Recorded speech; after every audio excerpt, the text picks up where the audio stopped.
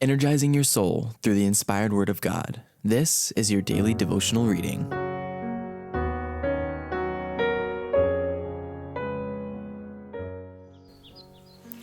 Our Daily Bread, the French Reformation, May 9th. The minds of men were stirred. More about Jesus let me learn, more of His holy will discern. Spirit of God, my teacher be, showing the things of Christ to me. More about Jesus, more about Jesus, more of His saving fullness see. More of His love who died for me. The minds of men were stirred. What shall we then say to these things? If God be for us, who can be against us? Romans chapter 8, verse 31.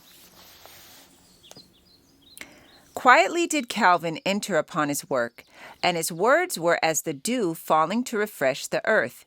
He had left Paris and was now in a provincial town under the protection of the Princess Margaret, who, loving the gospel, extended her protection to its disciples. Calvin was still a youth of gentle, unpretentious bearing. His work began with the people at their homes. Surrounded by the members of the household, he read the Bible and opened the truths of salvation.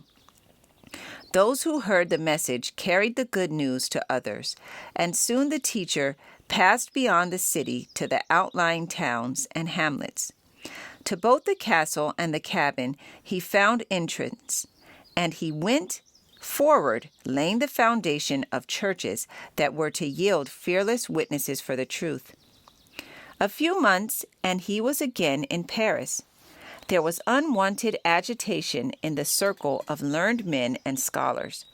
The study of the ancient languages had led men to the Bible, and many whose hearts were untouched by its truths were eagerly discussing them and even giving battle to the champions of Romanism. Calvin, though an able combatant in the fields of theological controversy, had a higher mission to accomplish than that of these noisy schoolmen. The minds of men were stirred, and now was the time to open to them the truth. While the halls of the universities were filled with the clamor of theological disputation, Calvin was making his way from house to house, opening the Bible to the people and speaking to them of Christ and Him crucified. In God's providence, Paris was to receive another invitation to accept the gospel. The call of Lefebvre and Farel had been rejected, but again, the message was to be heard by all classes in that great capital. The king, influenced by political considerations, had not yet fully sided with Rome against the Reformation. Margaret still clung to the hope that Protestantism was to triumph in France. She resolved that the Reformed faith should be preached in Paris. During the absence of the king, she ordered a Protestant minister to preach in the churches of the city. This being forbidden by the papal dignitaries, the princess threw open the palace. An apartment was fitted up as a chapel, and it was announced that every day at a specified hour a sermon would be preached, and the people of every rank and station were invited to attend. Crowds flocked to the service. Not only the chapel, but the antechambers and halls were thronged. Thousands every day assembled, nobles, statesmen, lawyers, merchants, and artisans.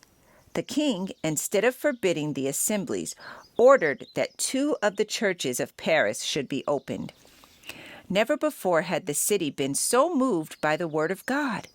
The spirit of life from heaven seemed to be breathed upon the people. Temperance, purity, order, and industry were taking the place of drunkenness, licentiousness, strife, and idleness. But the hierarchy were not idle. The king still refused to interfere to stop the preaching, and they turned to the populace. No means were spared to excite the fears, the prejudices, and the fanaticism of the ignorant and superstitious multitude.